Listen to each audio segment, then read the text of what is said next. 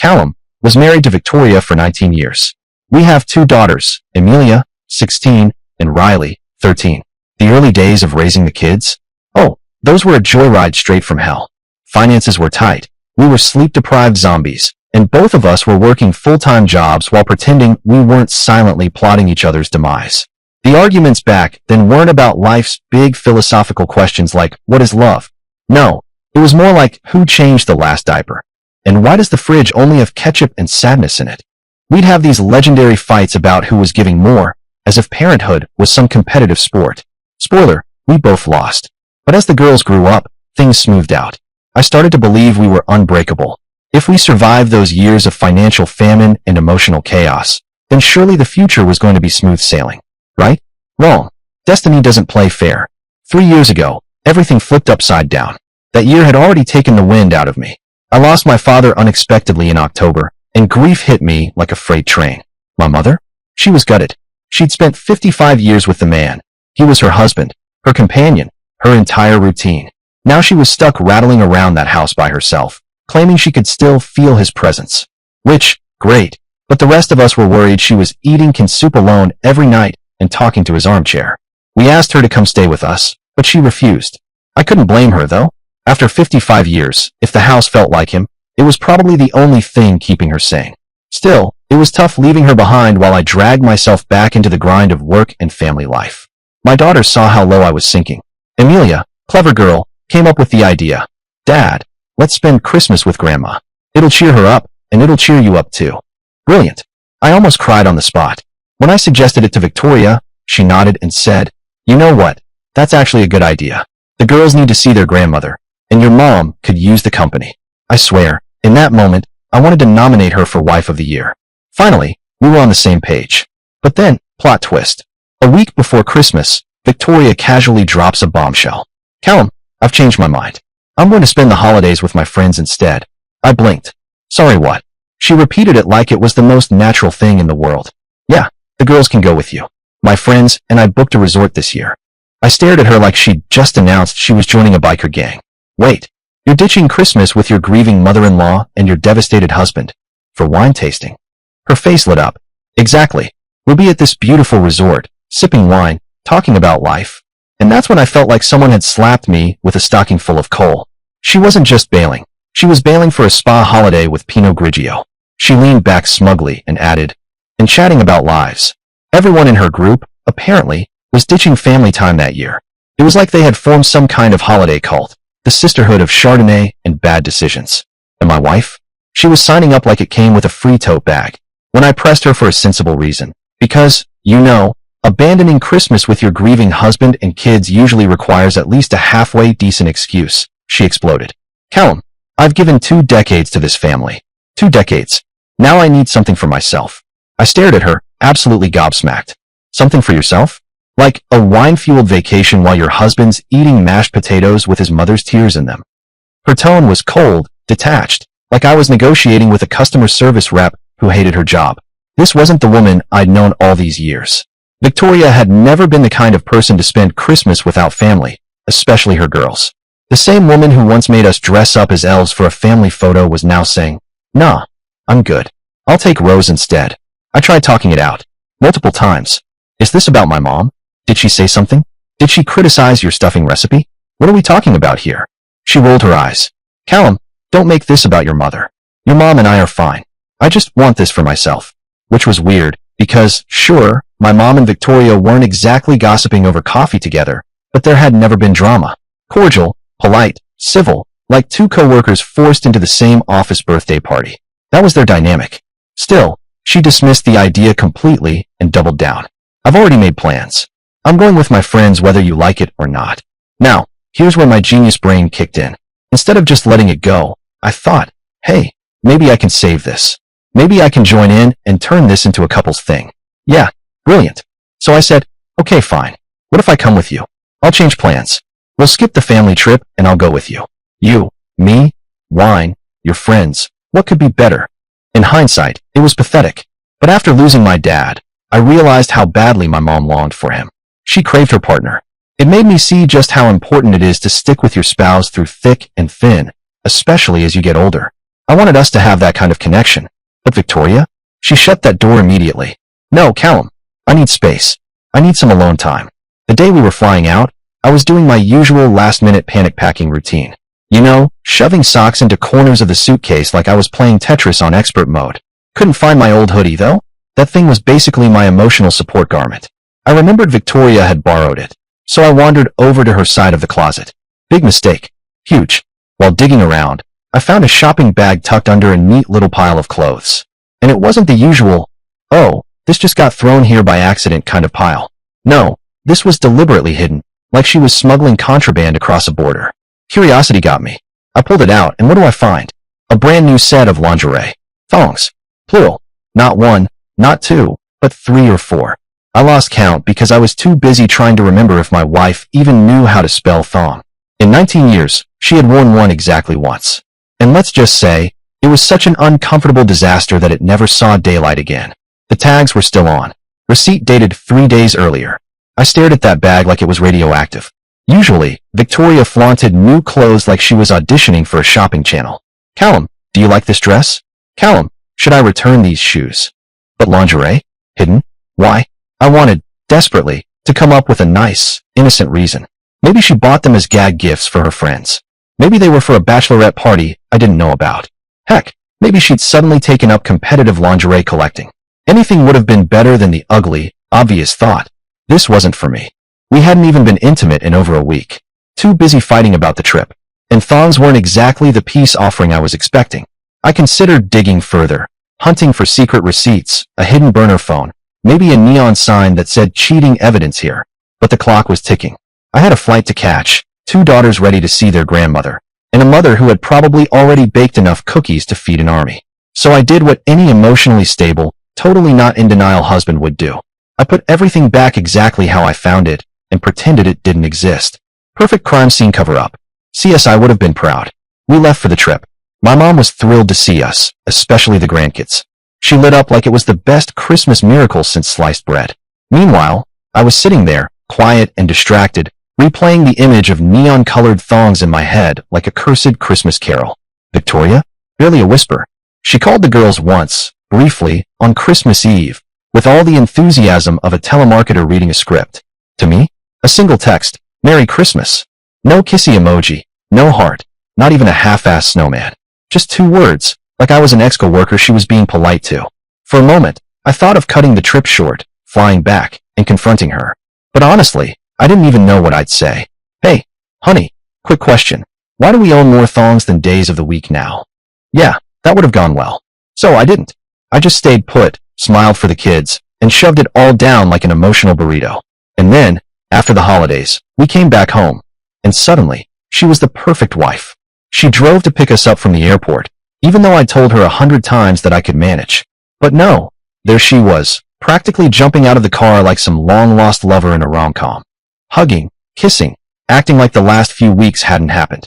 Honestly, it felt less like a wife greeting her family and more like a suspect trying to charm the jury. At home, she went into full performance mode. Over-the-top affectionate, making my favorite meals like she was competing on Top Chef. Guilty spouse edition.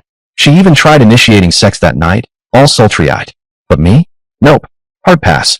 I wasn't about to risk stepping into whatever biohazard she'd been dipping those thongs into. I just couldn't fake it. The next day, she went to work, and I finally did what had been itching at me since we landed. I checked the closet again. And there they were, the infamous thongs. No longer hidden like contraband, but stuffed in the back corner of a drawer. Tags gone, freshly washed. Oh yeah, they'd definitely seen some holiday cheer. That was all the answer I needed, delivered with the subtlety of a neon sign flashing adultery here. That evening, I decided to test the waters. Casual, calm, like I wasn't already holding the smoking gun. So, I asked, how was your holiday? She gave the vaguest answer imaginable, like a teenager lying about their report card. Oh, you know, we just hung out. Ate takeaways. Watched old movies. I raised an eyebrow. Old movies? Like what? Casablanca? Or Die Hard, the actual Christmas classic? She just shrugged, like it didn't matter. Which was suspicious in itself, because this is the same woman who once narrated a 20-minute story about a single episode of the Great British Bake Off. Suddenly she had nothing to say. Yeah, right. So I pressed further. Did you take pictures? No. That's when I nearly laughed out loud. This woman takes pictures of everything. Every cocktail, every latte with fancy foam art, every half-burned lasagna she pulls out of the oven. But now, suddenly, she spends a whole week with her girlfriends at a resort and doesn't take one single picture? Not even a blurry selfie in bad lighting? Please. I put on my best Oscar-worthy shocked face. Not even one. She panicked, scrambled for an answer. Well, maybe my friend has some. She just hasn't sent them yet. And that's when I stopped playing. I looked her dead in the eye and said calmly, I know you're lying. I talked to your friends. You weren't with them. Her face? Pure meltdown. She stammered, tried switching names like she was cycling through a Rolodex of imaginary alibis. Oh, maybe you called it X, but I was with Y. I didn't even blink. Just stared, watched her unravel like a cheap sweater. And then, finally, she cracked wide open, burst into tears, and confessed. Okay, fine. I spent the holidays with a guy, but it was just a paid thing. No strings attached. It was a bucket list thing I wanted to try before turning 50. She apologized over and over. The whole, it meant nothing routine. Yeah, sure. Because nothing says meaningless like buying 4 sets of thongs and vanishing for a week. I didn't scream, didn't argue. I just walked out of the room, grabbed my keys, and drove straight to my best friend's place. Lucky for me, he works in the legal business. The man didn't even blink. Patched me up with a divorce lawyer the very next day like he was handing out aspirin. I was done. Completely cooked. I couldn't stay in that house another minute. I went back, packed what I could carry without vomiting, and told Victoria flat out, I'm filing. She begged to talk. Callum, please, what are you going to say to the girls? I looked her straight in the eye and said, you figure it out. Then I left, moved into my buddy's converted garage den. No privacy, no comfort, smelled faintly of gym socks and stale pizza, but still better than being near her. Now, looking back, I'll admit it, I was impulsive. The one thing I regret most? Not talking to my girls first. And of course, Victoria took full advantage of that. She spun the narrative like a pro-political candidate. To Amelia and Riley, she painted me as the Grinch who stole Christmas. Daddy walked out because he was upset I spent the holidays with friends. He's controlling. He overreacted. Cue Amelia calling me, furious. Dad, you're ruining everything. I asked her quietly, is that what your mom said? She went silent, which, of course, told me everything I needed to know. But I didn't want to dump the ugly truth on them. They were too young. I wasn't going to sit them down and announce, by the way, your mother's Christmas bucket list included another man's bed. No thanks. Didn't want to scar them for life. Meanwhile, Victoria refused to tell the truth. I texted her, you need to tell them why this is happening, or I will. Her reply, it's inappropriate. You'll destroy them. Right. Because lying through your teeth builds character. So I compromised. I told Amelia her mom broke the trust in our marriage, that she wasn't honest, but left out the R-rated details. I thought that was fair. But Victoria? Oh, she doubled down like she was playing blackjack with my life. She told them I misunderstood, that she had gone away with her school friends, and in that group there just so happened to be a male friend. That's all. According to her, I let my wild imagination turn wine and old movies into wine, old movies, and adultery. And here's the kicker. I was at the losing end. Because I had no evidence of her cheating. I wasn't watching Lost Relationship Chronicles back then. Otherwise, maybe I'd have known what to do when you catch your wife red-handed in Victoria's Secret. Instead, I was winging it like some idiot contestant on Survivor, Divorce Edition. When she finally got served, she pulled another Oscar-worthy move. Called my mother. Yep, didn't even let me break the news. She went straight to my mom with some fairy tale version of events. I hadn't told my mom a word. I didn't want to stress her out. She was already carrying grief like a backpack full of bricks after losing Dad. But then the phone rings. It's Mom, in tears. Callum, what the hell is going on? So now I'm cornered, explaining everything, while my mother gasps like she's hearing a soap opera plotline.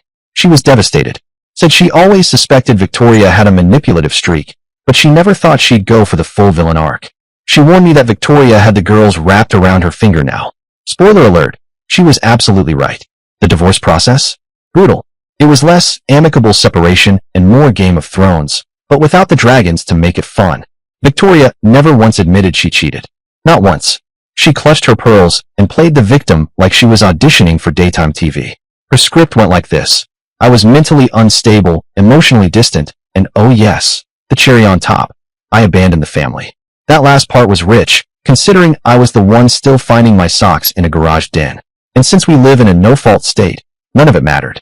Proving her cheating wouldn't change a damn thing.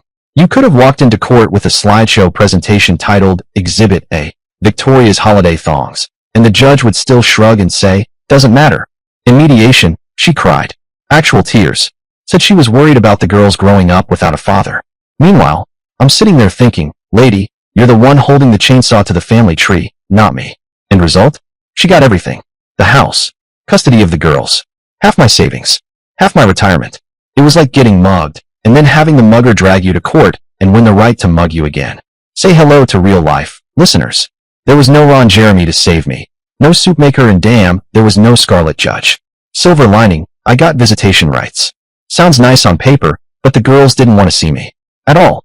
I texted them almost every day, called when I could, and 9 times out of 10 it went straight to voicemail. Birthdays? Nothing. Father's Day? Nothing. Christmas?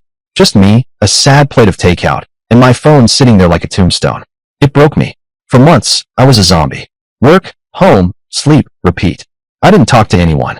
Ate like crap. Dropped 20 pounds. Basically the divorce diet. Highly not recommended. I was sliding into depression faster than a kid down a slip and slide, and I would have drowned in it if my friend wasn't around. He would often show up at my apartment after I finally upgraded from his garage. Yes, his garage. Because apparently my rock bottom came with oil stains and a broken lawnmower for ambience. He'd drag me out for food, beers, or push me to find a hobby. Like, "Sure, Steve, let me just take up macrame while my daughters leave me voice notes that sound like they're auditioning for a daytime soap opera." Every time I called the girls, it was either dead silence or a voicemail along the lines of, "What do you want now, Dad? After destroying our childhood." Oh, well, excuse me, princesses, I must have missed the memo where I was the one caught with my pants down at the Motel 6. Initially, those calls gutted me. I'd hang up and feel like my insides were getting wrung out like a wet towel. But eventually, something shifted. I stopped crying. I started getting mad. And weirdly enough, that anger was like free coffee for my soul. I began eating actual food again. You know, things that required chewing and weren't microwaved in a sad little plastic tray. I trimmed the beard that was beginning to resemble divorced lumberjack chic. And suddenly, I didn't look like a missing person poster anymore. Progress. Then came Rebecca. She sat diagonally across from me at work, which means we had the kind of relationship where you make eye contact just enough to know you both hate your manager equally. After the divorce, I noticed she was around more, striking up little chats. Turns out, she was a single mom too. Her husband cheated on her while she was pregnant. Like, seriously, dude, you couldn't even wait until the baby was out? Some people collect stamps, others collect midlife crises. One day, on my birthday, no less, I was sitting at my desk replying to the flood of automated happy birthday emails from coworkers who wouldn't recognize me in the parking lot. That's when Rebecca strolled up, leaned on my desk, and said, "Want to grab dinner tonight? You look like you could use it." My immediate thought, "Wow, thanks. Nothing says romance like, you look like roadkill, let's feed you." But I said yes. Because, honestly, the bar for companionship had dropped lower than my retirement account after the divorce. She brought her daughter, a bubbly little 3-year-old who immediately reminded me of my girls back when they thought I was Superman instead of the villain in their mom's bedtime stories. We talked for hours, and somewhere between the fries and the dessert menu, Rebecca looked at me dead serious and said, "I like you. You're kind, gentle, and I respect you for not crawling back to your ex even when everyone else turned on you." And folks, I'm not going to lie. Yeah, baby, that gave me an erection. Gave me the alpha male boost. I was honestly shocked at Rebecca's approach. I mean, I'm the guy who still gets heart palpitations just asking the barista to warm up my coffee, and here she was casually inviting me out like it was no big deal. I remember asking her, half laughing, half genuinely concerned, "Rebecca, how the hell are you so confident about asking me out? Aren't women supposed to sit back and wait for us poor confused men to make fools of ourselves first?" She smirked, leaned back in her chair, and said, "I liked you and wanted to take a shot. Worst you could have said was, no, big deal. I'm a mature woman. I can handle rejection." Well, that cracked me up. Here I was still trying to remember how to flirt without accidentally sounding like a tax consultant, and she was just casually rewriting the dating rulebook. Next thing I knew, she invited me over to her house for brunch. Not just her place, mind you, her parents' place. Talk about skipping the appetizer and heading straight for the entree. But her parents turned out to be ridiculously kind people. The type who make you pancakes shaped like dinosaurs and ask you if you want more orange juice before you even realize your glass is empty. I kept waiting for the catch, like maybe they were secretly going to pitch me a timeshare or ask me to join a pyramid scheme, but nope, just genuinely warm folks. We've been seeing each other for a few months now. It's low-key, no fireworks, no dramatic soundtrack playing in the background. Just slow, steady, and oddly comforting. Kind of like reheating pizza the next morning and realizing it actually tastes better that way. Her daughter? Sweetest little kid you'll ever meet. I take her to the lake sometimes, the same one I used to take my girls to when they were younger. She'll splash around, laugh like it's the best day of her life, and I'll get hit with a punch straight to the gut. Because every single time, Rebecca looks at me and asks gently, "Do you miss your girls?" And every single time, I get that tightness in my throat, like I just swallowed a handful of sandpaper. I don't have an answer. Truth is, I miss them so much it tears me up. I have no idea how to win them back. Maybe when they're old enough, I'll tell them the truth. Maybe they'll believe me, maybe they won't. Maybe they'll just roll their eyes and say, "Sure, Dad, next you're going to tell us Santa's real and Mum's a saint." But I keep hoping for that one day. That one day when they'll finally hug me again, call me Dad, and it'll all make sense. For now, all I can do is keep sending them little messages. Nothing pushy, nothing overwhelming. Just small reminders that I'm still here, waiting in the wings. Maybe one day they'll ask questions. Maybe one day they'll see through the lies. For the record, they're 16 and 13 now. Teenagers, which means they probably already think I'm lame, even if I'd been the world's greatest father. At the time of the divorce, they were just 13 and 10. Too young to really form their own opinions, too easy to sway. I can't hold that against them. So no harsh feelings. And yes, I pay child support. Religiously. Like it's my holy offering at the altar of divorce court. On top of that, I've been squirreling away money for their college. That was one of the terms of the divorce, and honestly, I don't regret signing up for it one bit. They are my babies, and I would do anything for them.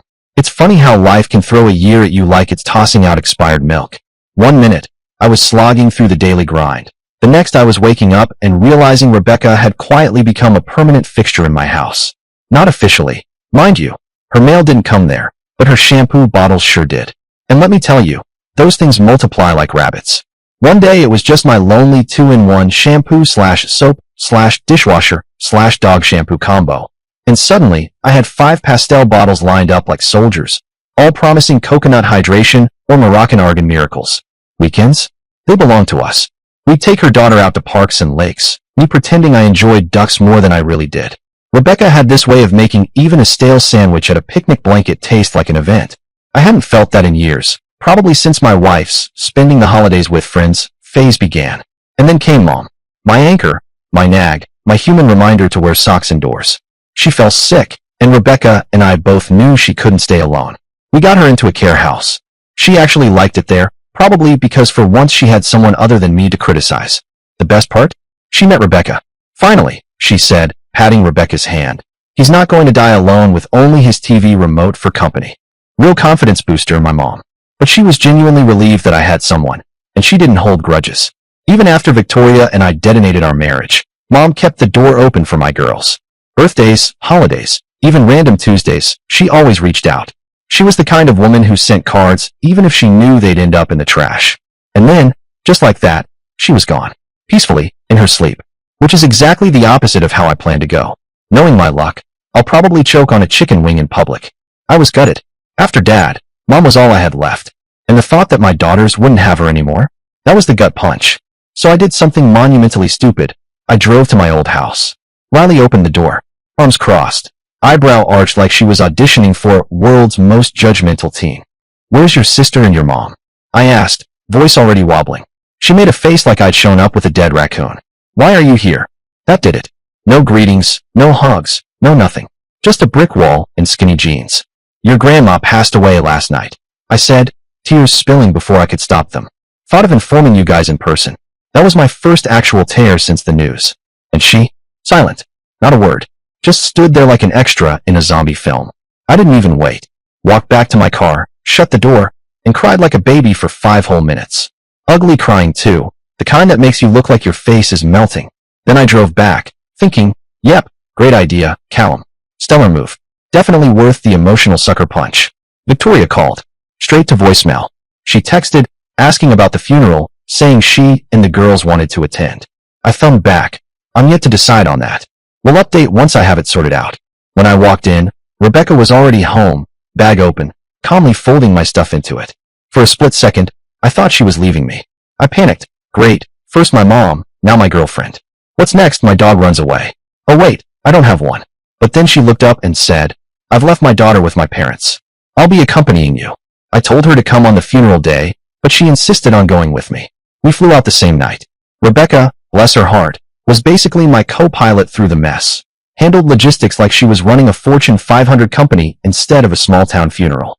I rolled out the information for everyone, including Victoria, like some overworked event coordinator who forgot to hire interns. At the funeral, Victoria arrived later with the girls. My stomach twisted the second I heard the front door open. You know that feeling when you're about to see your high school exam results, and you already know it's bad? Yeah, that. I braced myself for the usual.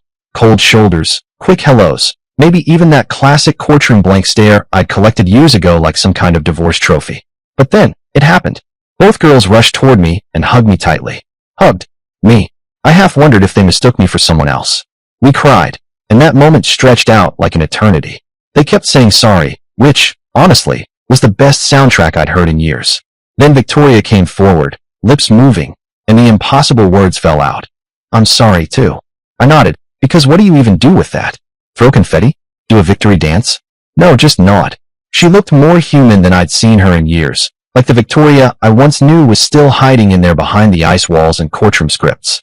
The funeral itself was beautiful, if funerals can be called that.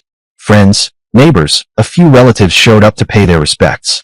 Amelia and Riley stood with me the entire time, like bodyguards with tear-streaked faces. Riley slipped her hand into mine during the eulogy. It was like déjà vu. When she was little, she used to do that anytime she thought I was sad. And I'll be damned if it didn't almost break me right there at the podium. Rebecca, smart woman that she is, gave me the space to be with my daughters. She hung back, helped with the cleanup afterward. The girls were there too, stacking trays and packing away the mountain of casseroles neighbors had dumped on us. For once, it felt like a normal family scene instead of a daytime courtroom drama. After the funeral, my daughters told me they wanted to spend a few days with me at my family's home. My heart did a full gymnastics routine, sticking the landing. I introduced Rebecca to them, which was, let's just say, awkward. Picture introducing a new cast member in the middle of a season finale. Nobody knows their role yet, everyone's smiling too hard. Rebecca, being Rebecca, flew back the same evening. She said she wanted to give us space, which wasn't needed. But hey, that's her style. Respectful to a fault. Victoria left too, leaving the girls with me. Day 2, we went out to the farm. Just me, them, and the sunset doing its best impression of a Hallmark card. It was so surreal, I almost asked the questions that had been rotting in my head for years. Why do they hate me so much? Do they know the real reason for our divorce? They're older now, 17 and 14, old enough for the truth, right? But then I chickened out. Because nothing says ruin the moment, like Dad blurting out divorce trivia during a perfect sunset. So, yeah, I swallowed it. The fear of ruining the moment stopped me. Dinner that night felt like the first normal meal I'd had with my daughters in years. No icy stares, no monosyllables, no strategic silences that could rival the Cold War. Just food, laughter, and Riley suddenly blurting out, between bites of chicken, Dad, I feel good. Like, really good. Haven't felt like this in a long time. I looked at her like she'd just discovered oxygen. Wow, thank you, Riley. A ringing endorsement of my cooking and my presence. Clearly, I should open a restaurant, a strange dad's diner, serving up trauma with a side of mashed potatoes. They both giggled, and soon they were filling me in on their lives, school drama, boys they wouldn't name, and how Amelia was considering sports medicine while Riley couldn't even decide between Netflix shows. It was the kind of chatter I'd been starved for. And then, out of nowhere, the conversation looped right back to guilt. Sorry, Dad, Riley said, staring at her plate like it might save her. We were so mean to you. We didn't want to be, but we didn't know what else to do. I raised an eyebrow. Oh, is this the part where you reveal you were actually spies sent by your mother to emotionally assassinate me? Because, congratulations, mission accomplished. She smirked, but her voice cracked. No, seriously. Mom told us you were breaking the house over silly reasons. That if we repelled you, her words, not mine, you'd come running back and stop the divorce. I just sat there, fork midair, like someone had unplugged me. So, let me get this straight. She wanted you to treat me like the Wicked Witch of the West, so I'd magically click my heels 3 times and return home.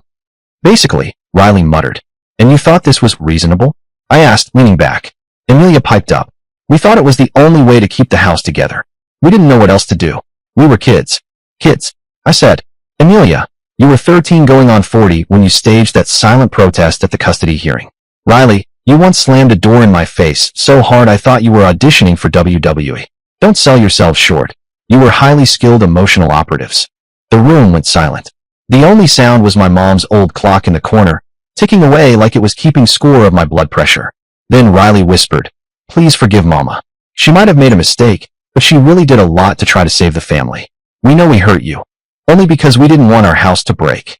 I stopped them right there and said, "That ship has sailed. I will never forgive her. Please do not expect me to be nice to her. If possible, I will come and piss on her grave every single day I am alive." I looked at them both, these two half-grown women who had once believed I was the villain in their bedtime story. My throat was dry, my chest tight. Years of pain, years of being painted the monster, and here they were asking me to forgive her. I swallowed hard, trying to string thoughts together. Before I could, Amelia added, softer this time, "Now that we're older, we realize maybe you were right. Loyalty is non-negotiable." They both constantly asked me to forgive them. How could I not forgive my babies? We hugged, we cried, we laughed about the old days. They told me they liked Rebecca and were happy I was moving forward. Of course, they wanted to know everything about her. So, I bragged like a proud fool, told them how she was there for me when I was at rock bottom, how kind she was, how her little daughter lit up every room. They got excited about meeting her, which only made my heart about 3 sizes bigger. Fast forward a week, and I get a call from Riley. "Dad, can you pick us up? We want to spend the weekend with you." Want me to pick them up? You bet your life I was already halfway to the car before the phone even left my ear. I pulled into the driveway like a knight arriving for his royal airs, except instead of a shining horse I had my dented, old Toyota. That's when Victoria appeared. And let me tell you, she had that look people get when they've been practicing their apology speech in the mirror too many times. "Do you want to come inside?" she asked, all soft and almost hopeful. I gave her my best polite smile, the one that says, "I'd rather lick a subway pole. No thanks. I'm comfortable right where I am." She stood there for a second, then words tumbled out of her like loose marbles. "Sorry for everything. I know I screwed up. I thought if I could make you jealous, I could win you back. I never meant it to go this far." Her voice cracked. "I convinced myself you'd come running if I pushed you enough. I thought you still cared, that you'd fight for me, but all I did was push you away. I took the girls with me. I ruined their childhood, their innocence. I see that now." She was almost breaking down, sentences chopped up with silences. I listened. Well, more like stood there imagining how much popcorn this scene would need if it were on TV. Finally, I sighed and gave her the only truth she'd ever get from me. "Victoria, I will never forgive you.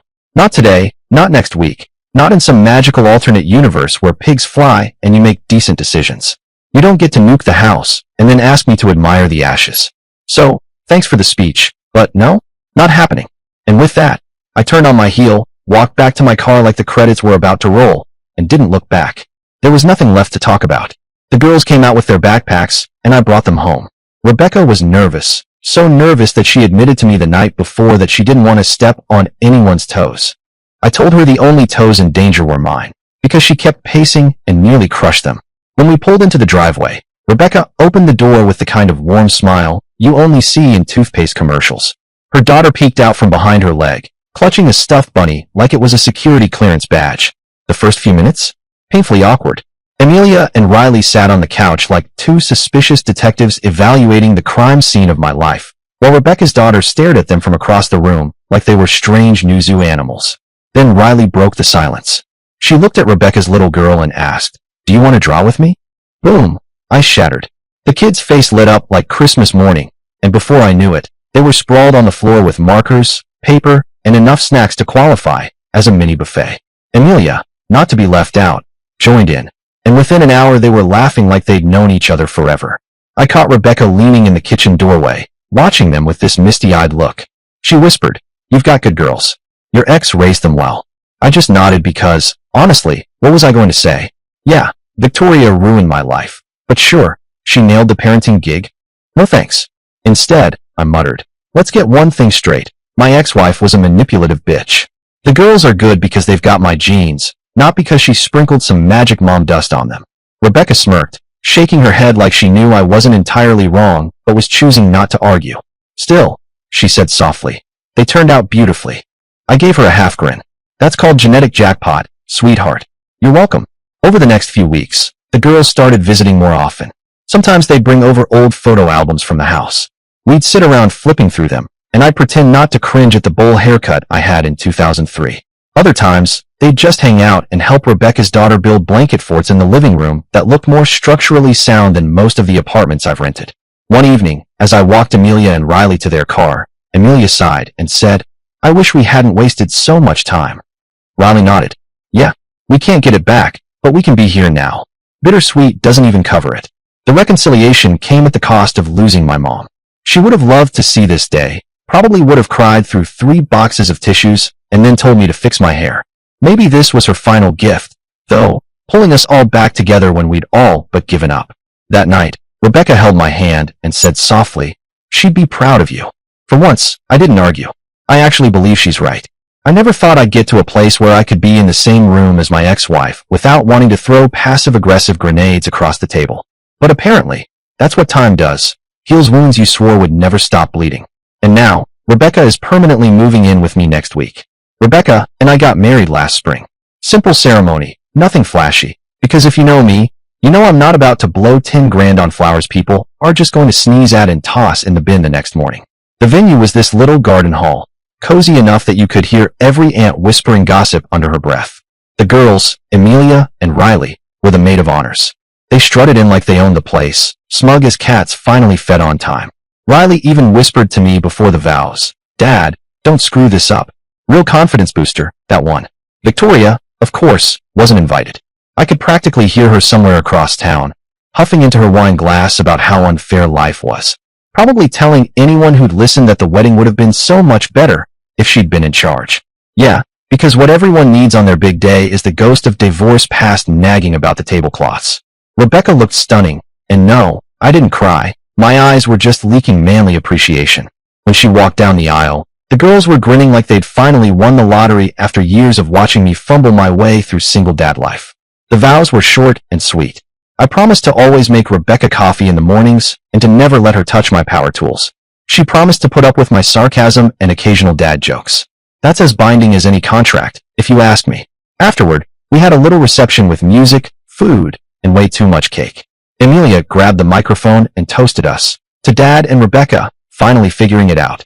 Riley just raised her glass and added, "About time." Yeah, real sentimental speeches. I should have hired them out to Hallmark. Dear listeners, please share your thoughts in the comments section below and don't forget to like, share, and subscribe.